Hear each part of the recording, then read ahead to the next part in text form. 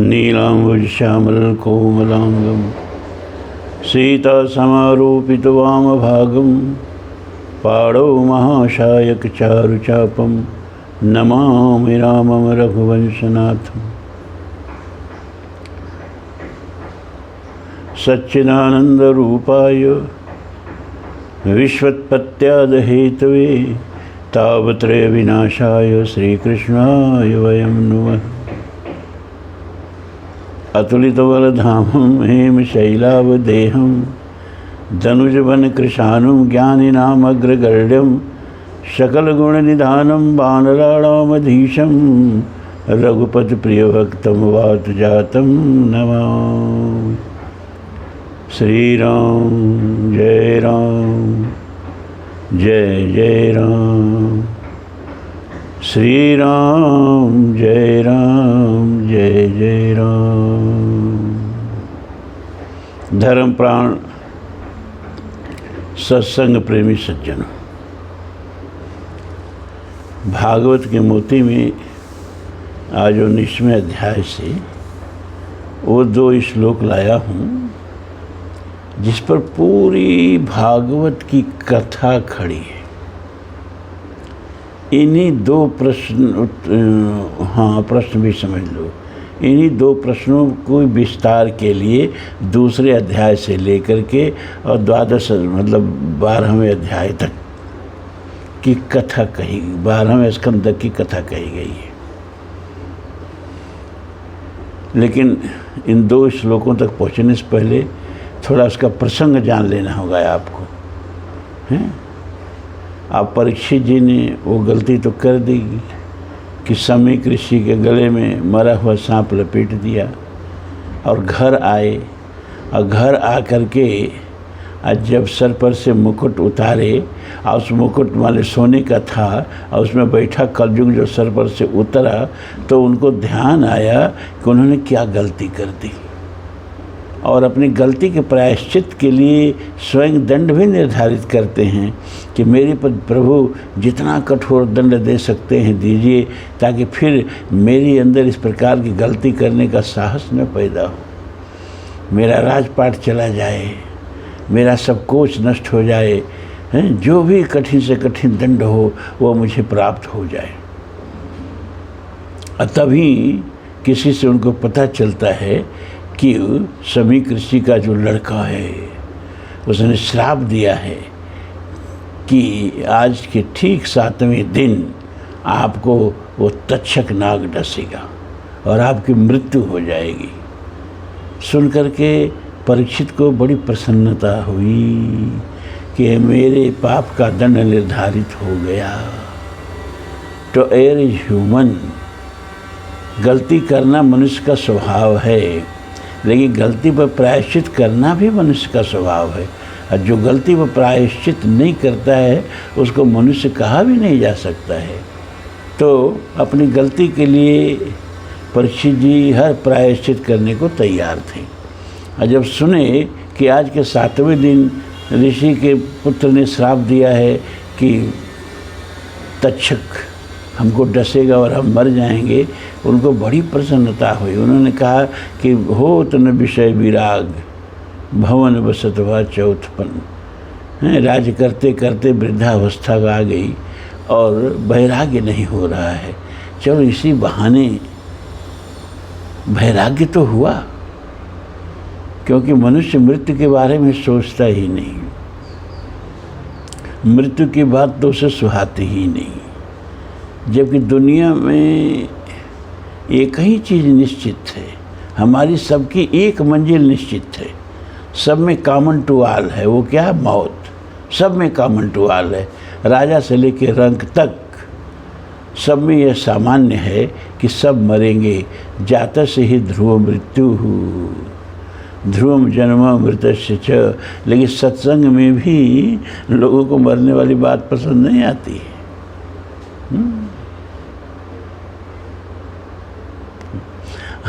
वेद समझाते समझाते थक गया। जब धर्म के रास्ते पर देखा कि समाज नहीं आ रहा है, तो जानते हो क्या कहा? कहा कि मृत्युना गृहीत केशेषु धर्मम चर। अरे मूढ़, मृत्यु ने तेरे बाल पकड़ लिए हैं, धर्म कर धर्म कर धर्म कर।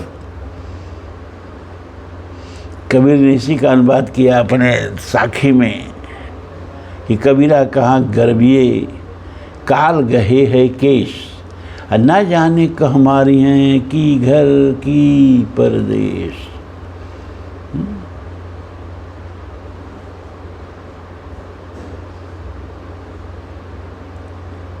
तो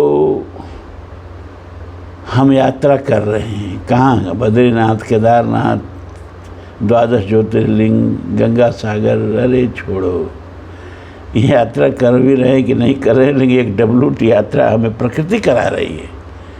और वो यात्रा क्या है कि एक एक दिन, एक एक रात, एक एक डग, ये हमारे उठते हुए डग है।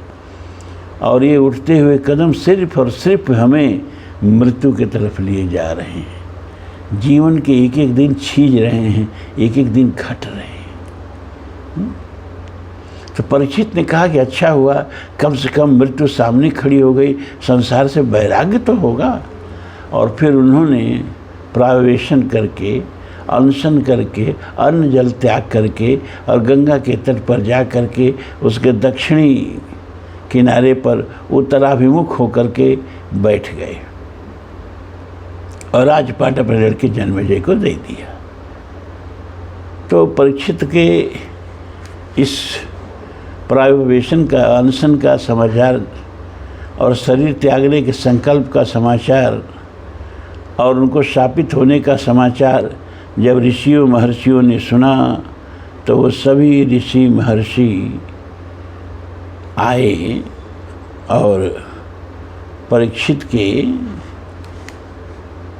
शांति के लिए और उनके प्रति जो सहानुभूति मन में थी उनको घेर करके बैठ गए।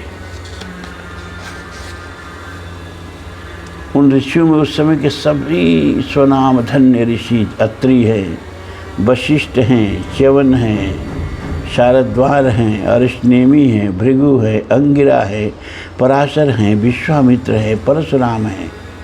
सारे स्वनाम धन्य ऋषि उस समय के हैं। उतथ्य है, मेधातिथि, सब वैदिक ऋषि हैं, वेदों में इनके मंत्र हैं। देवल हैं, भारद्वाज हैं, गौतम हैं, पिपलाद हैं, मैत्रेय हैं, अगस्त हैं, व्यास हैं, नारद हैं। ये सब लोग आकर के और कुछ राजर्षि लोग भी आकर के परीक्षित के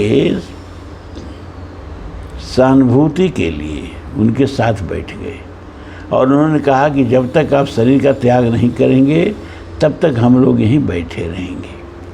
इतने संतों के बीच में अपने को पाकर के परीक्षित जी बड़े गदगद हुए, अपने को भाग्य समझे कि मेरे अंतिम समय में मुझको सत्संग मिलेगा। इतने संत जन मेरे पास आकर के बैठ गए। तो उन्होंने हाथ जोड़ के सभी संतों से 2 प्रश्न किए। वो 2 प्रश्न क्या हैं? ततस्तव पृच्छयामि विपृच्छे विप्रश्य विश्रस्य विप्रा इति कृत्यताम सर्वात्मना म्रियमाणश्चम कृत्य शुद्धम च तत्र मृषम ताभियुक्ता। 19वें अध्याय का 25वां मंत्र, प्रथम स्कंद के, कि ततश्च व पृच्छाम इमं विपृच्छे। हे विप्रवरों, आप लोगों पर पूर्ण विश्वास करके मैं अपने कर्तव्य के संबंध में ये प्रश्न पूछता हूँ। क्या पूछते हैं भैया? कि आप सभी विद्वान परस्पर विचार करके बताइए कि सबके लिए सब अवस्थाओं में, ध्यान दीजिए प्रश्न शुरू हो गया, इसी पर पूरे भागवत खड़ा है कि सबके लिए सब अवस्थाओं में और विशेषकर थोड़े ही समय में मरने वाले पुरुषों के लिए, जिनकी मृत्यु सन्निकट हो गई है, अभी तरह तरह के रोग होते हैं और डॉक्टर बता देते हैं कि अब आपका जीवन ज़्यादा दिन नहीं है। परीक्षित को ही नहीं, बहुत से लोगों को अपने मृत्यु का आभास हो जाता है। डॉक्टर बता देते हैं कि भाई अब असाध्य रोग हो गया है, अब आप बचेंगे नहीं, बहुत थोड़ा सा जीवन आपके साथ है। तो थोड़े ही समय में मरने वाले पुरुषों के लिए अंतःकरण और शरीर से करने योग्य विशुद्ध कर्म कौन सा है? 2 प्रश्न सबके लिए, जिनकी मौत अभी सामने नहीं है और जो इस तरह से जीते हैं जैसे कलयुग भर जिएंगे। लख जीवन संबद्ध पंचदशा कल्पांत न नाश गुमाने ऐसा।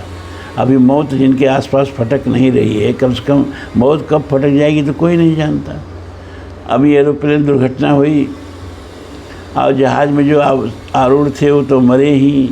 वो जहाज़ गिर गई आकर के मेडिकल हॉस्टल पे, और उस समय लंच का टाइम था और कुछ रेजिडेंट डॉक्टर्स और कुछ पढ़ाने वाले स्कॉलर्स, MBBS करने वाले, MS करने वाले भोजन करने बैठे थे।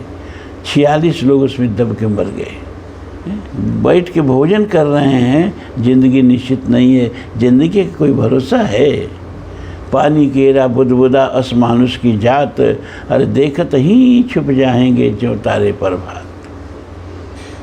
फिर भी परीक्षित ने कहा कि सबके लिए सब अवस्था में, चलो भैया मान लो तुम अभी नहीं मरोगे, लेकिन जो नहीं मरेंगे जल्दी उनके लिए, और जो अभी रुग्ण नहीं है, बीमार नहीं है, मृत्यु सामने नृत्य नहीं कर रही है, उनके लिए, और ये पहला प्रश्न, और जिनकी मृत्यु सामने खड़ी है उनके लिए कौन सा बाह्य और अंतःकरण कर्म करणीय है? उन्हें क्या करना चाहिए अपने उद्धार के लिए? इस प्रश्न पर ऋषि लोग विचार कर ही रहे हैं, जिन लोगों का नाम हमने अभी बताया, ये सारे लोग। तब तक उसी समय सुखदेव जी वहाँ पधारते हैं। 16 वर्ष की अवस्था है और सांवला रंग है। व्यास जी भी काले ही कलूटे थे, सुखदेव जी का भी वही रंग था, लेकिन घुघराले बाल थे और सुंदर शरीर था, अजान बाहों थी, दिव्य व्यक्तित्व था, और उनको बच्चे और स्त्रियां सब घेरी हुई थी, वो हल्ला मचा रहे थे, अवधूत थे ना, नंग धड़ंग चल रहे थे। जब वहाँ ऋषियों के बीच में पहुँचे तो सारे ऋषि उठ के खड़े हो गए, राजा परीक्षित भी खड़े हो गए उनके सम्मान में। तब वो सारे बालक और जो औरतें घेरी थी उनको सब करी, तो बड़ा कोई महत्वपूर्ण आदमी लग रहा है, प्रतिष्ठित आदमी लग रहा है। तब वहाँ से सब भाग खड़े हुए। तो परीक्षित को क्षमा करें, सुखदेव को सबसे उच्च आसन दिया गया, जबकि उनके पिता और पितामह दोनों बैठे हैं, व्यास जी भी बैठे हैं और पराशर भी बैठे हैं। सबसे उच्च आसन दिया गया 16 वर्ष के उस बालक को। और कुर्म पुराण में तो यहाँ तक कहा गया है कि परीक्षित हैं कौन? अरे ये परीक्षित प्रभु के प्रसाद हैं। इनको तो ब्रह्मास्त्र चला करके एक ब्राह्मण अश्वत्थामा ने गर्भ में ही मार डाला था, लेकिन भगवान ने मरे हुए बालक को पुनर्जीवन दिया। इनका जीवन जो है वो भगवान के दिया हुआ प्रसाद है। तो भगवान शिव ने सोचा कि एक ब्राह्मण के ब्रह्मास्त्र से भगवान ने गर्भ में इस बालक की रक्षा किए। कुर्म पुराण की कथा है। और आज एक ब्राह्मण फिर श्राप दे दिया है, तो इसके आत्मा के उद्धार के लिए अब हमको कुछ करना चाहिए। ये सोच करके भगवान शिव ही सुखदेव का रूप धारण करके वहाँ पधारे। क्योंकि भागवत में सुखदेव के पधारने का जो समय बताया गया है, महाभारत में उस समय सुखदेव की मृत्यु हो चुकी है। मृत्यु के बाद ये सुखदेव जी पधार रहे हैं, तो निश्चित रूप से प्रभु की लीला ही है। तो जब सुखदेव जी बैठ गए ना, तो सुखदेव जी से भी परीक्षित ने यही प्रश्न दोहराया। अतः पृच्छामि संसिद्धिं योगिनां परमं गुरुं पुरुषस्येह तत्कार्यं म्रियमाणस्य सर्वथा यच्छ्रुतत्तमथो जप्यं यत्कर्तव्यं दृभिः प्रभो अस्मर्तव्यम भजनीयम व ब्रूहि यद्वा विपर्ययम। ये श्रीमद् भागवत के प्रथम स्कंद का 37वां और 38वां मंत्र है, और यही प्रथम स्कंद का अंतिम अध्याय भी है। इसके बाद द्वितीय स्कंद शुरू हो जाता है और इन प्रश्नों का उत्तर शुरू हो जाता है, और द्वादश स्कंद तक इन्हीं 2 प्रश्नों पर सारा व्याख्या है। सारा भागवत खड़ा इन्हीं 2 पैरों पर, इन्हीं प्रश्न के 2 पैरों पर। जैसे कैकेयी के 2 वरदान पर पूरी राम कथा खड़ी है, वैसे ही परीक्षित के इन 2 प्रश्नों पर पूरा भागवत खड़ा है। इन्हीं 2 प्रश्नों का उत्तर दिया गया है। अतः पृच्छामि संसिद्धिम योगी नाम परमम गुरुम। हे योगियों के भी गुरु परम गुरु, मैं आपसे परम सिद्धि के स्वरूप और साधन के संबंध में प्रश्न कर रहा हूँ। परीक्षित प्रश्न कर रहे हैं सुखदेव जी से। जो पुरुष सर्वथा मरणासन्न है, क्योंकि बेचारे अवसाद नहीं उनके पास है, तो जो पुरुष सर्वथा मरणासन्न है उसको क्या करना चाहिए? भगवान साथ ही यह भी बताइए कि मनुष्य मात्र को, यानी जो मरणासन अपने को भी सब नहीं समझ रहे हैं, वैसे तो मरणासन सभी हैं भैया। क्यों? क्योंकि एक एक दिन आप किधर बढ़ रहे हैं? इसमें कोई 2 राय है कि किधर बढ़ रहे हैं, हैं?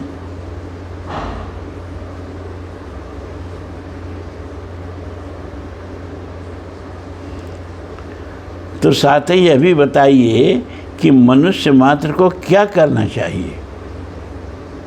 वे किसका श्रवण, किसका जप, किसका स्मरण और किसका भजन करें तथा किसका त्याग करें। इन्हीं 2 प्रश्नों का उत्तर दीजिए। इन्हीं 2 प्रश्नों के उत्तर में पूरी भागवत है। अब भागवत को छोड़ के चलना बड़ा मुश्किल हो जाएगा। इन प्रश्नों के उत्तर आपको चाहिए कि नहीं चाहिए? चाहिए ना? तो थोड़ा थोड़ा रोज भागवत भी जगह छेकेगा, सुंदर सुंदर श्लोक भागवत के लिए ले आएंगे, और उस श्लोकों की व्याख्या करने के लिए उसके आगे पीछे की कथा भी करनी पड़ेगी। तो समझ लो कि वाल्मीकि रामायण के साथ, महाभारत के साथ भागवत की कथा भी शुरू हो गई। अब बचा मानस।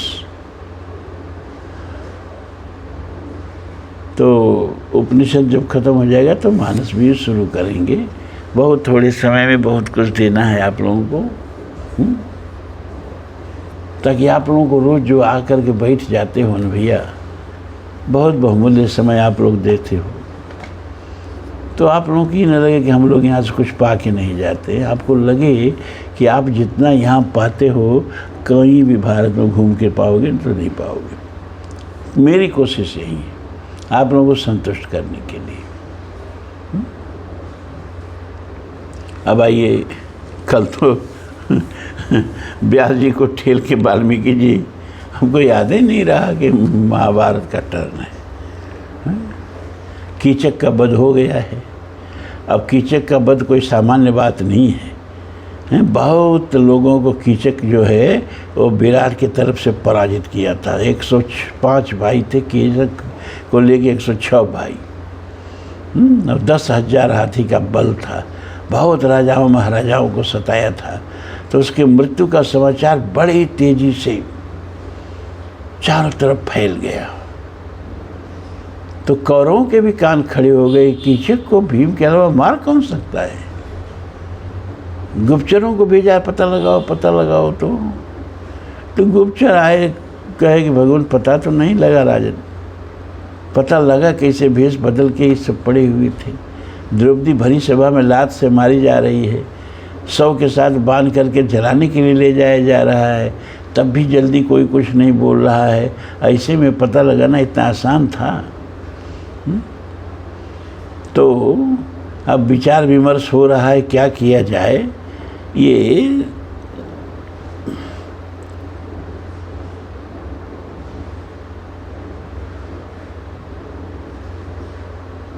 30वां अध्याय है भाई विराट पर्व का। वैशंपायन कह रहे हैं जन्मेजय से, अब इसका तो श्लोक पढ़ेंगे नहीं, वो तो वाल्मीकि रामायण का एक अनुष्ठान बना लिए हैं हम कि पूरा सुनो, रामायण है ना, उसको पूरा सुनो, इसीलिए उसका श्लोक भी पढ़ते हैं, अर्थ भी पढ़ते हैं। आइए कथा सुनते जाइए आप लोग। वैशंपायन जी कहते हैं, जन्मेजय तदनंतर त्रिगर्त देश के राजा महाबली सुशर्मा ने, जो रथियों के समूह का अधिपति था, बड़ी उतावली के साथ अपना यह समयोचित प्रस्ताव उपस्थित किया। बैठी है कौरवों की सभा और कैसे पांडवों का पता लगाया जाए। 13वां वर्ष भी बीत रहा है, पता नहीं चलेगा तो आज हर के सर पर धमक जाएंगे सब, तो सब लोग अपना अपना राय दे रहे हैं। उसने कर्ण की ओर देखकर दुर्योधन से कहा, प्रभु, पहले मत्स्य देश तथा साल देश के सैनिकों ने अनेक बार चढ़ाई करके हमें कष्ट दिया है। मत्स्य राज के सेनापति महाबली सूतपुत्र कीचक ने अपने बंधुओं के साथ बार बार आक्रमण करके मुझे बलपूर्वक सताया है।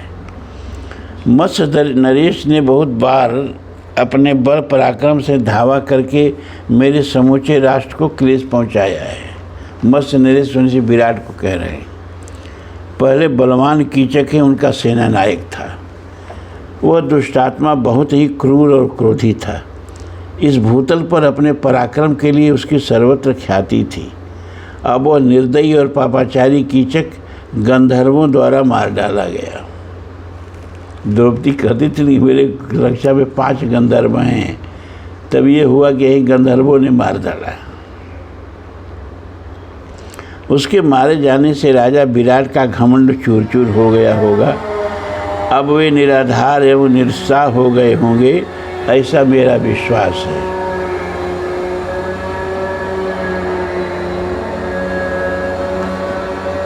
अब ये ऊपर जो घरघराहट सुन रहे हैं, उसके लिए हम कुछ कर नहीं सकते। ये बिल्डिंग है, ये चलती रहेगी, यहाँ सब बन रहा है और समय नहीं मिलता है। रात को भी खटखट करते हैं सब, दिन में तो कर ही रहे, आप देख ही रहे हो। क्या करें, किस समय बनाएं, तबीयत परेशान हो जाती है। अनग, यदि आपको जचे तो मेरी राय यह है कि समस्त कौरव वीरों और महामना कर्ण का भी उस देश पर आक्रमण हो। मैं समझता हूँ इसके लिए उपयुक्त अवसर प्राप्त हुआ है। यह हमारे लिए अत्यंत आवश्यक कार्य है। हम प्रचुर धन धान्य से संपन्न मत्स्य राष्ट्र पर चढ़ाई करें।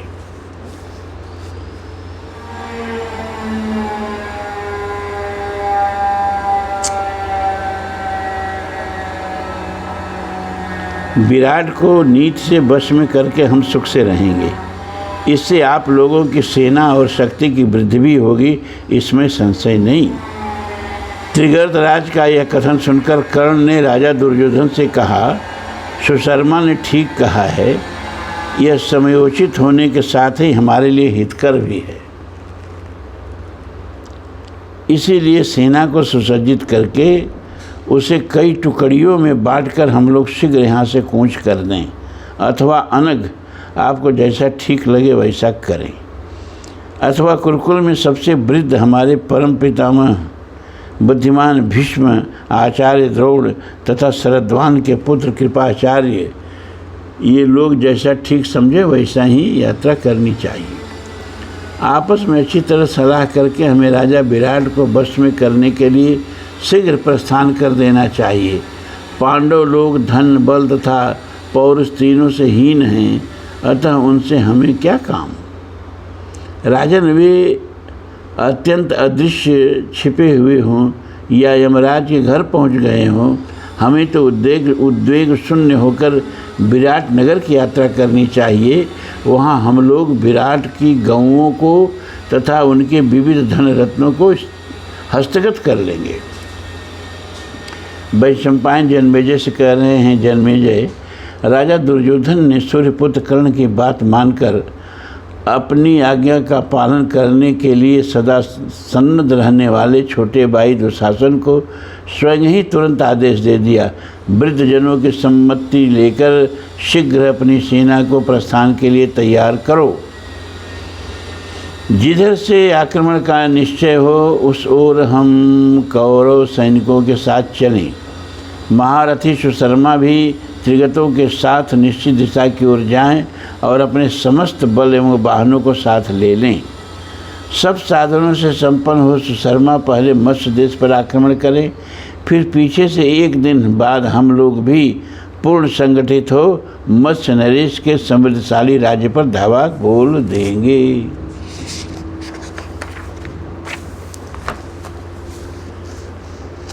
त्रिगत सैनिक एक साथ मिलकर तुरंत विराट नगर पर चढ़ाई करें और पहले ग्वालों के पास पहुंचकर वहां के बढ़े हुए गोधन पर अधिकार कर लें।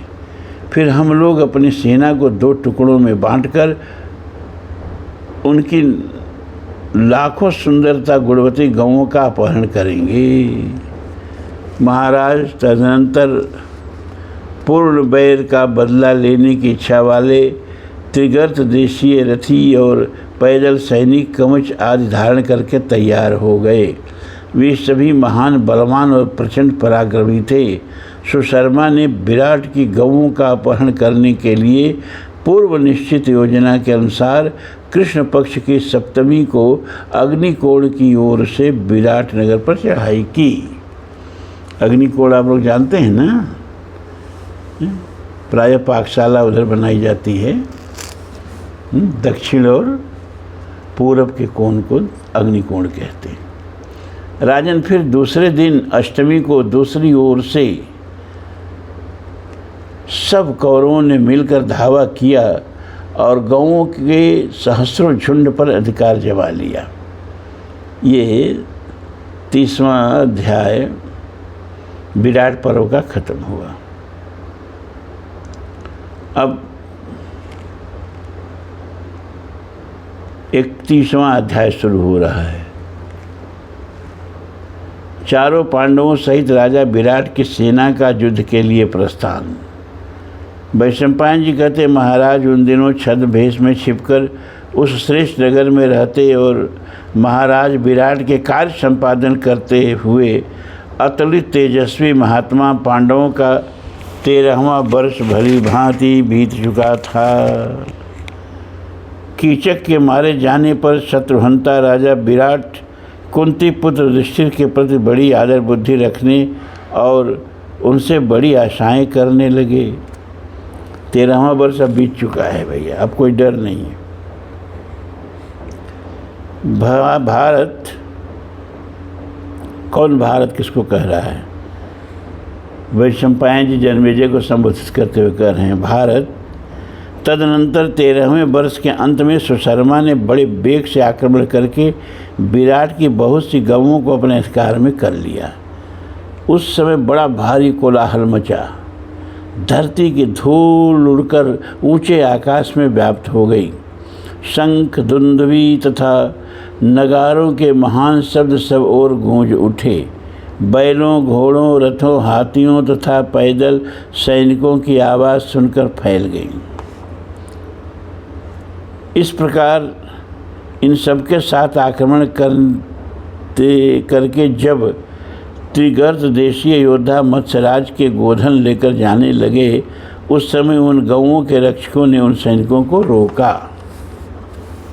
रक्षक क्या रोक पाएंगे बेचारे।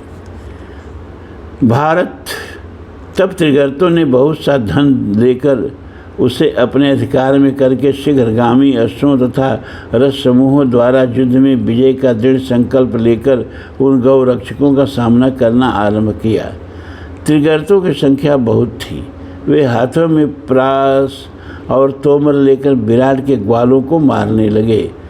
तथापि गो समुदाय के प्रति भक्ति भाव रखने वाले वे ग्वाले बलपूर्वक उन्हें रोकते रहे। उन्होंने फरसे, मूसल, मिंदीपाल, मुगदर तथा कर्षण नामक विचित्र शस्त्रों द्वारा सब और शत्रुओं के अस्त्रों को मार भगाया। ग्वालों के आघात से अत्यंत कुपित हो रथों द्वारा युद्ध करने वाले त्रिगत सैनिक बाणों की वर्षा करके उन ग्वालों को रणभूमि से खदेड़ने लगे। तब उन गौओं का रक्षक गोप, जिसने कानों में कुंडल पहन रखे थे, रथ पर आरूढ़ हो तीव्र गति से नगर में आया और मत्स्यराज को देखकर दूर से ही रथ से उतर पड़ा। अपने राष्ट्र के उन्नत करने वाले महाराज विराट कुंडल तथा अंगदधारी शूरवीर योद्धाओं से घिरकर मंत्रियों तथा महात्मा पांडवों के साथ राजसभा में बैठे थे।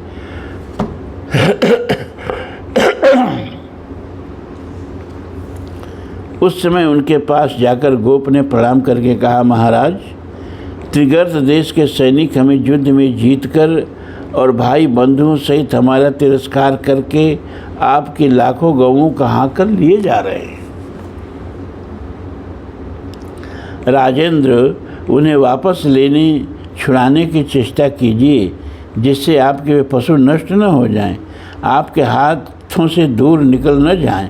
यह सुनकर राजा ने मत्स्य देश की सेना एकत्र की।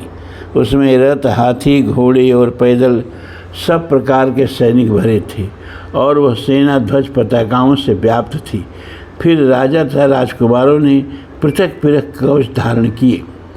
वे कवच बड़े चमकीले, विचित्र और शूरवीरों के धारण करने योग्य थे। राजा विराट के प्रिय भाई शतानीक ने सुवर्णमय कंचन ग्रहण किया, जिसके भीतर हीरे और लोहे की जालियां लगी थी। शतानीक से छोटे भाई का नाम मदिराक्ष था।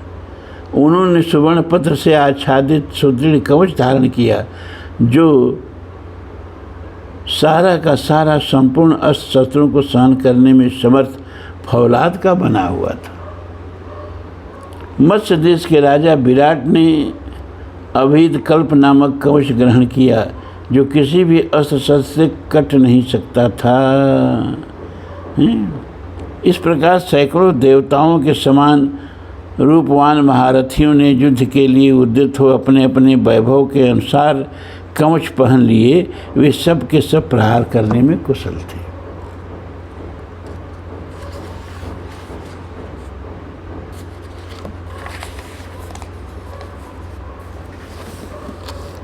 उन महारथियों ने सुंदर पहियों वाले विशाल एवं उज्ज्वल रंग रथों में पृथक पृथक सोने के बख्तर धारण कराए हुए घोड़ों को जोता। मत्स्यराज के सुवर्ण दिव्य रथ में, जो सूर्य के और चंद्रमा के समान प्रकाशित हो रहा था, उस समय बहुत ऊंची ध्वजा फहरने लगी। इस प्रकार अन्य शूरवीर क्षत्रियों ने अपने अपने रथों में यथाशक्ति सुवर्ण मंडित नाना प्रकार की ध्वजाएं फहराई।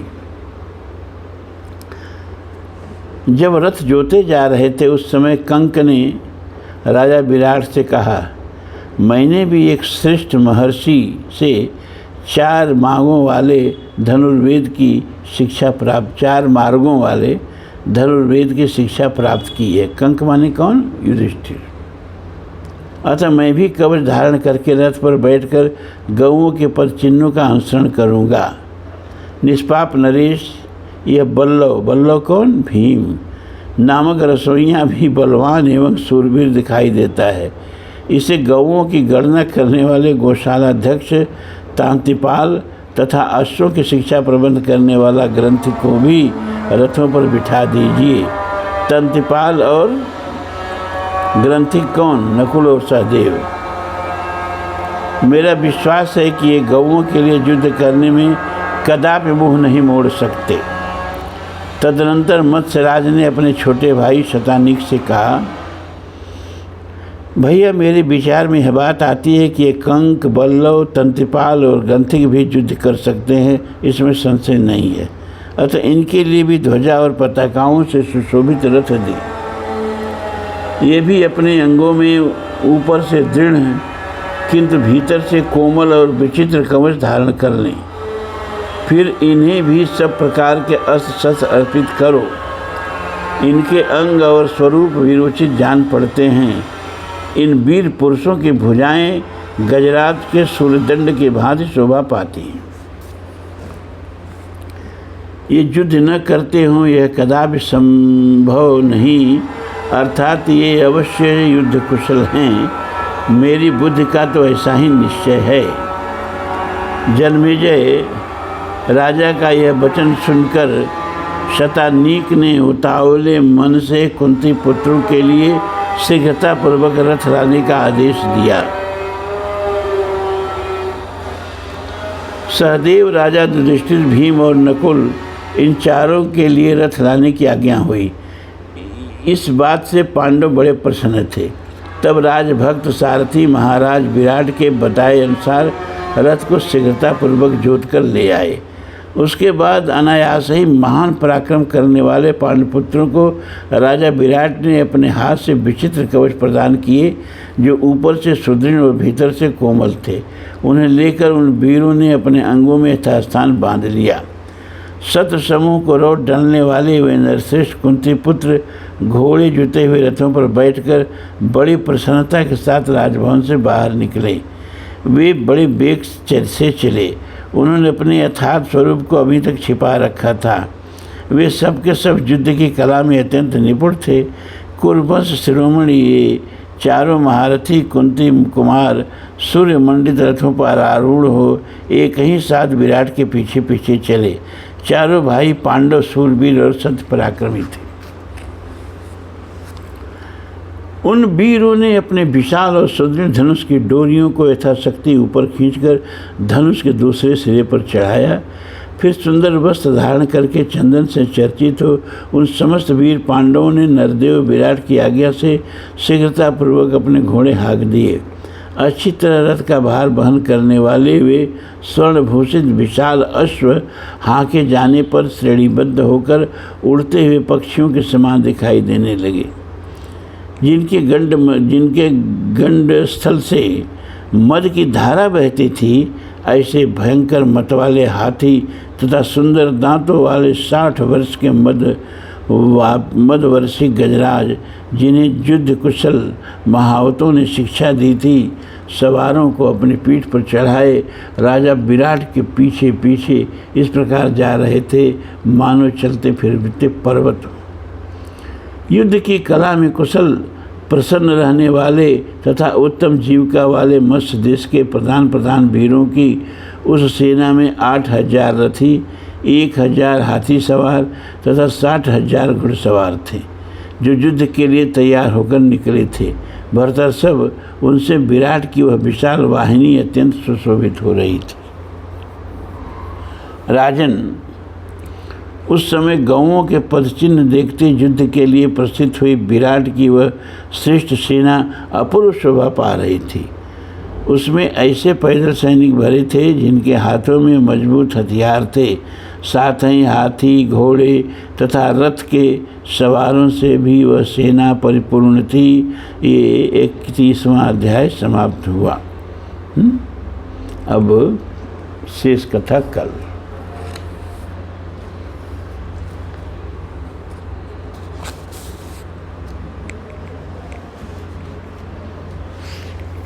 अब उपनिषद का एक श्लोक देख लिया जाए, एक मंत्र, क्षमा करें।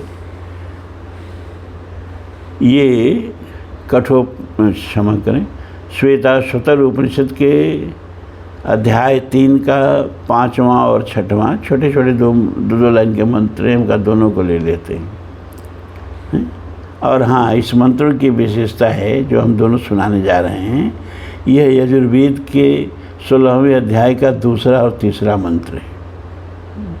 और ये जो रुद्राभिषेक होता है ना, उसका भी 2रा और 3रा मंत्र यही है। रुद्राभिषेक यजुर्वेद के 16वें अध्याय से होता ही है, ये बताना पड़ेगा आप लोगों को।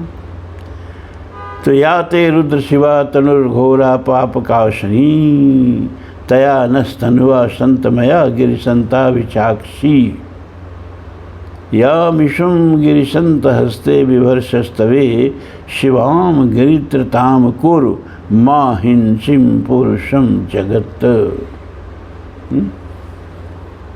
रुद्राभिषेक याद करिए आप लोग।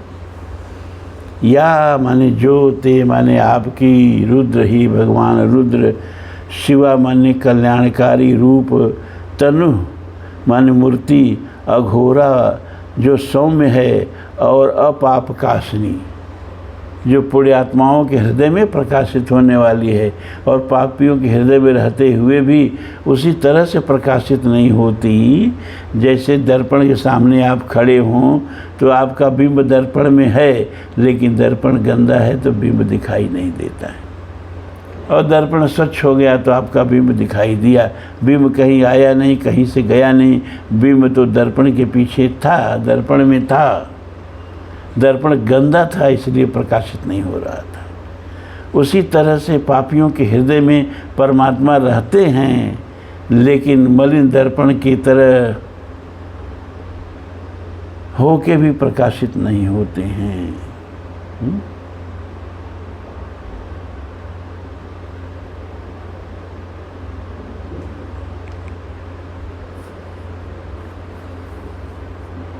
तो हे प्रभु,